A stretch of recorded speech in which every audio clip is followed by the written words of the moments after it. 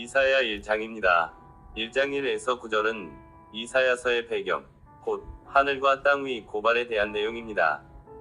이사야는 이스라엘을 향한 하나님의 고발로 시작합니다. 하나님이 그들을 자녀처럼 기르셨음에도 불구하고 그들은 하나님을 반역하고 짐승보다 못한 존재가 되었습니다.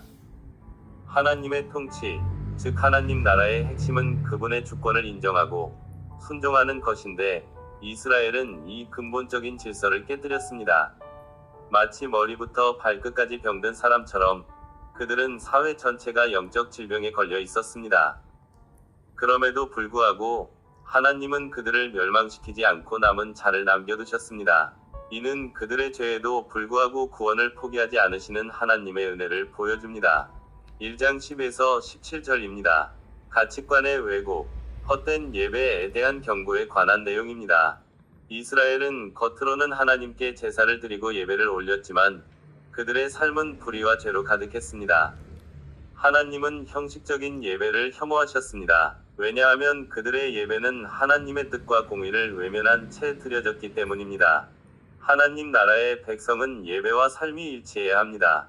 참된 예배는 정의를 행하고 압제당하는 자를 돕고 고아와 과부를 변호하는 삶으로 나타납니다. 이 말씀은 오늘날 우리의 신앙생활을 돌아보게 합니다. 우리의 예배는 삶 속에서 열매를 맺고 있습니까? 1장 18에서 20절입니다. 회개와 용서의 촉구에 관한 내용입니다. 하나님은 죄로 붉은 옷을 입은 이스라엘에게 회개의 기회를 주십니다. 그들의 죄가 아무리 크더라도 하나님께서 용서하시면 눈처럼 희게 될 것이라고 약속하십니다. 하나님 나라의 가장 큰 특권은 용서입니다. 하나님은 우리가 죄를 회개하고 그분께 돌아오기만 한다면 기꺼이 모든 것을 덮어주시고 새롭게 하실 준비가 되어 있으십니다. 회개는 하나님 나라에 들어가는 입구이며 용서받은 자의 삶은 순종으로 이어져야 합니다. 순종하면 좋은 것을 먹게 될 것이고 거절하면 멸망에 이르게 될 것입니다. 1장 21에서 31절입니다. 심판과 회복, 정결한 시온 위 약속에 관한 내용입니다. 예루살렘, 즉 시온은 본래 정의와 공의가 가득한 곳이었지만 이제는 살인자들의 소굴이 되었습니다. 하나님은 그들의 불순종과 불의를 심판하시겠다고 경고하십니다. 하지만 이 심판은 멸망이 아닌 정결하게 하기 위함입니다. 하나님은 불순물을 제거하듯 죄악을 정화하시고 시온의 정의와 공의를 회복시키실 것입니다. 하나님 나라는 죄가 없는 거룩한 공동체입니다. 심판을 통해 순결해진 백성은 하나님 나라의 온전한 모습을 회복하게 될 것입니다. 결국 하나님을 거역하는 자들은 심판받을 것이지만 하나님께 돌아오는 자들은 구원받고 하나님의 통치 안에서 진정한 평화를 누리게 될 것입니다. 이사야 2장입니다. 만국이 주께로 나아오는 날. 2장 1에서 5절은 주의 성산으로 몰려드는 열방에 관한 내용입니다. 이사야는 장차 오실 메시아 왕국을 예언합니다. 이 나라는 예루살렘에 세워질 것이며 모든 민족이 하나님을 경배하기 위해 그곳으로 모여들 것입니다. 칼을 쳐서 보습을 만들고 창을 쳐서 낫을 만드는 평화의 시대가 도래하여 전쟁이 사라지고 온 세상이 하나님의 법 안에서 하나가 됩니다. 이는 단순히 정치적인 평화가 아니라 하나님의 통치가 이루어지는 진정한 평화를 의미합니다. 이 단락은 하나님 나라가 궁극적으로 온 세상을 다스리는 평화의 왕국임을 보여줍니다. 2장 6에서 11절은 교만하고 우상 숭배하는 이스라엘에 관한 내용입니다. 그러나 이스라엘 백성은 하나님의 뜻을 버리고 이방 풍습을 따르며 우상과 제물, 군사력에 위존합니다. 하나님께서는 그들의 교만과 우상 숭배를 심판하실 것이라 경고하십니다. 여호와의 날은 곧 하나님의 공의가 나타나는 날이며 모든 교만한 자들이 낮아지고 오직 하나님만이 홀로 높임을 받으실 것입니다. 이 부분은 하나님 나라의 백성이라 할지라도 교만과 우상 숭배는 반드시 심판을 받는다는 엄중한 경고를 담고 있습니다. 2장 12에서 22절은 심판의 날, 교만은 무너진다는 내용입니다. 이사야는 만군의 여호와의 날에 대한 더 구체적인 묘사를 이어갑니다. 그날에는 높고 웅장한 모든 것들이 무너집니다. 레바논의 백향목, 바산의 상수리나무, 모든 높은 산과 언덕, 그리고 인간이 만든 모든 우상이 파괴됩니다. 이는 하나님 앞에서 인간의 지위, 권력, 재물 등 모든 교만과 자랑이 얼마나 덧없는지를 보여줍니다. 사람들은 땅굴과 바위 틈으로 숨지만 그 어떤 것도 하나님의 심판을 피할 수 없습니다. 이 단락은 하나님 나라가 완성되는 날, 인간의 모든 교만과 세상적인 힘은 완전히 무너지고 오직 하나님만이 영원히 통치하심을 강조합니다. 결론적으로 이사야 2장은 하나님의 통치가 궁극적으로 온 세상에 임하여 진정한 평화와 정의를 가져올 것을 예언합니다. 동시에 하나님을 떠난 교만과 우상 숭배는 반드시 심판받게 될 것임을 경고하며 우리에게 오직 하나님만을 의지하고 그분을 경외하는 삶을 살 것을 촉구합니다. 이사야 3장입니다. 이사야 3장은 유다 사회의 심판과 멸망을 예언하며 그 원인을 하나님을 떠난 백성들의 죄악에서 찾습니다. 하나님 나라의 관점에서 이 장의 교훈을 단락별로 살펴보겠습니다. 3장 1에서 7절은 지도자의 부재와 사회 붕괴에 관한 내용입니다.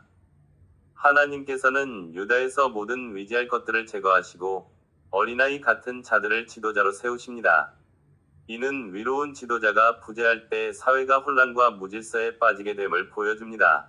하나님 나라는 위로운 통치자가 다스리는 질서 있는 사회이며 올바른 지도자의 역할이 얼마나 중요한지 깨닫게 합니다.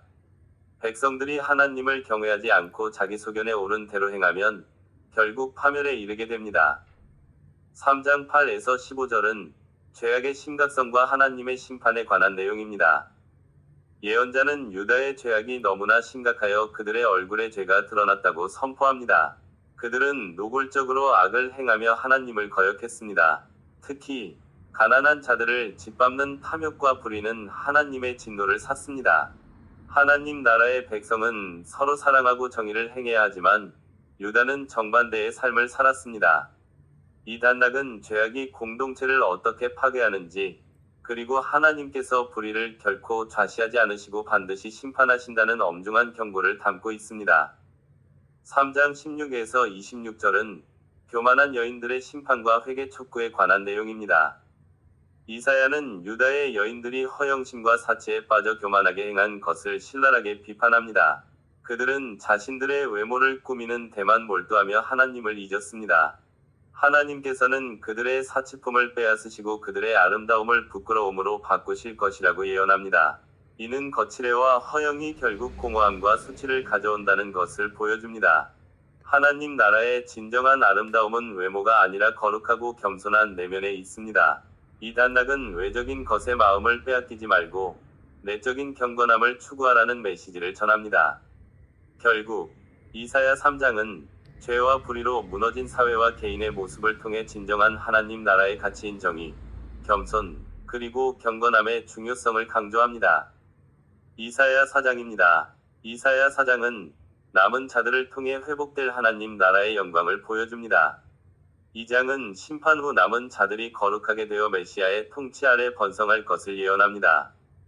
4장 1절은 심판 후 남은 자들에 관한 내용입니다. 그날에 7 여자가 한 남자를 붙잡고 말하기를 우리가 우리 떡을 먹으며 우리 옷을 입으리니 다만 당신의 이름으로 불리게 하여 우리의 수치를 제거하여 달라 하리라. 이 구절은 하나님의 심판으로 인해 남성 인구가 극도로 줄어든 상황을 묘사합니다. 여기서 7 여자는 심각한 부족과 절망을 상징하며 한 남자를 통해 사회적 수치를 면하려 합니다. 이는 인간의 힘과 번영이 하나님의 심판 앞에서는 무의미하다는 것을 보여주며 오직 하나님의 은혜만이 구원의 길임을 강조합니다. 진정한 구원은 인간의 조건을 충족하는 데 있지 않고 하나님과의 올바른 관계 회복에 달려 있습니다. 4장 2에서 4절은 거룩한 남은 자들에 관한 내용입니다. 그날에 여호와의 싹이 아름답고 영화로울 것이요 그 땅의 열매는 이스라엘의 피난한 자를 위하여 영화롭고 아름다울 것이며 시온에 남아있는 자, 예루살렘에 머물러 있는 자 곧 예루살렘 안에 생존한 자 중 기록된 모든 사람은 거룩하다 칭함을 받으리니 이는 주께서 심판하는 영과 소멸하는 영으로 시온의 딸들의 더러움을 씻으시며 예루살렘의 피를 그 중에서 청결하게 하실 때가 됨이라. 여기서 여호와의 싹은 메시아를 가리킵니다. 심판 후 남은 자들은 메시아를 통해 회복되고 영광을 누리게 됩니다. 거룩하다 칭함을 받으리니 는 인간 스스로의 노력으로 얻는 것이 아닌 하나님의 정결케 하시는 은혜로 말미암아 주어진 신분입니다. 하나님은 심판을 통해 죄를 제거하시고 남은 자들을 거룩하게 구별하십니다. 이는 우리가 죄로부터 벗어나 거룩한 백성으로 변화되는 것은 오직 성령의 역사로만 가능하다는 것을 깨닫게 합니다. 4장 5에서 6절은 보호와 영광에 관한 내용입니다. 여호와께서 시온산과 모든 지폐 위에 낮에는 구름과 연기, 밤에는 화염의 빛을 만드시고 그 모든 영광 위에 덮개를 두실 것이며 또 낮에는 더위를 피하는 그늘을 지으며 비바람을 피하여 숨는 곳을 만드실 것이라. 이 구절은 출애굽 당시 하나님께서 구름 기둥과 불기둥으로 이스라엘 백성을 보호하셨던 것을 상기시킵니다. 하나님은 남은 자들이 거주하는 곳에 영광스러운 보호를 베푸십니다. 하나님의 임재와 보호 아래에서 남은 자들은 외부의 모든 위협으로부터 안전하게 됩니다. 이는 하나님 나라의 백성은 세상의 고난 속에서도 하나님의 완전한 보호와 평안을 누릴 수 있음을 보여줍니다. 궁극적으로 이사야 4장은 심판을 통과한 남은 자들이 메시아를 통해 거룩하게 회복되고 하나님의 영광 아래 안전하게 거하게 될 것을 약속하며 오늘을 사는 우리에게 거룩한 삶의 중요성과 하나님의 보호하심에 대한 확신을 줍니다. 이사야 5장입니다. 심판 속에서 드러나는 하나님 나라의 비전을 보여주고 있습니다. 5장 1에서 7절은 포도원 비유입니다. 열매 없는 삶에 대한 탄식을 보여줍니다. 하나님은 이스라엘을 사랑으로 가꾼 포도원에 비유하십니다. 좋은 열매, 곧 공의와 정의를 기대하셨지만 돌아온 것은 들포도, 곧 포악과 부르짖음뿐이었습니다. 이는 하나님의 백성이 하나님 나라의 가치를 삶으로 드러내지 못할 때 그분의 실망과 탄식을 초래한다는 것을 보여줍니다. 하나님 나라는 단순한 소속이 아니라 그 가치를 실현하는 삶의 열매로 증명됩니다. 5장 8에서 25절은 6가지 화, 곧 하나님 나라의 질서를 파괴하는 죄악들을 말하고 있습니다. 이사야는 당시 사회에 만연했던 6가지 죄악에 대해 화 있을 징조를 선포합니다. 5장 8에서 10절, 탐욕, 가난한 자의 땅을 빼앗아 부를 축적하는 행위는 하나님 나라의 공동체 정신을 파괴합니다. 5장 11에서 17절, 향락, 하나님의 역사를 외면하고 쾌락만을 좇는 삶은 결국 영적 파멸을 가져옵니다. 5장 18에서 19절, 고의적 죄악, 죄를 즐기고 하나님을 시험하는 태도는 하나님 나라의 거룩함을 조롱하는 것입니다. 5장 20절, 도덕적 타락, 성과 악의 기준을 뒤엎는 혼란은 하나님 나라의 질서가 무너졌음을 보여줍니다. 5장 21절, 자기위, 스스로 지혜롭다 여기며 교만하는 마음은 하나님의 주권을 인정하지 않는 것입니다. 5장 22에서 25절, 불의한 재판, 정의를 돈으로 사고 파는 행위는 하나님 나라의 공의를 짓밟는 것입니다. 이 6가지 화는 개인의 죄악이 어떻게 사회 전체의 부패로 이어지며 결국 하나님 나라의 기초를 흔드는지를 생생하게 보여줍니다. 5장 26에서 30절은 심판의 도구로 사용되는 열방과 거룩한 하나님의 주권에 관한 내용입니다. 하나님께서는 멀리 있는 이방 민족들을 불러 이스라엘을 심판하실 것을 예고하십니다. 이는 하나님 나라의 주권이 이스라엘에만 국한되지 않고 온 세상을 다스리는 분께 있음을 보여줍니다. 하나님은 죄악에 대해 반드시 심판하시며 그분의 거룩한 뜻을 이루기 위해 어떤 민족이든 사용하실 수 있습니다. 이 심판은 단순히 멸망이 아니라 하나님 나라의 회복을 위한 고통스러운 정화의 과정입니다. 이사야 5장은 회복을 향한 경고와 소망을 보여줍니다. 이사야 5장은 죄로 인해 황폐해진 포도원의 비극을 통해 하나님 나라의 백성이 마땅히 맺어야 할 공의와 정의의 열매를 강조합니다.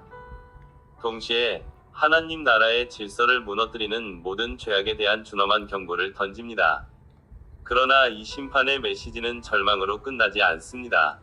심판은 하나님 나라를 다시 거룩하게 세우기 위한 하나님의 주권적인 행위이며 궁극적으로는 회복을 향한 소망의 씨앗을 품고 있습니다. 오늘날 우리에게 이 말씀은 우리의 삶과 사회가 하나님 나라의 가치를 올바르게 반영하고 있는지 돌아보게 하는 거울이 됩니다.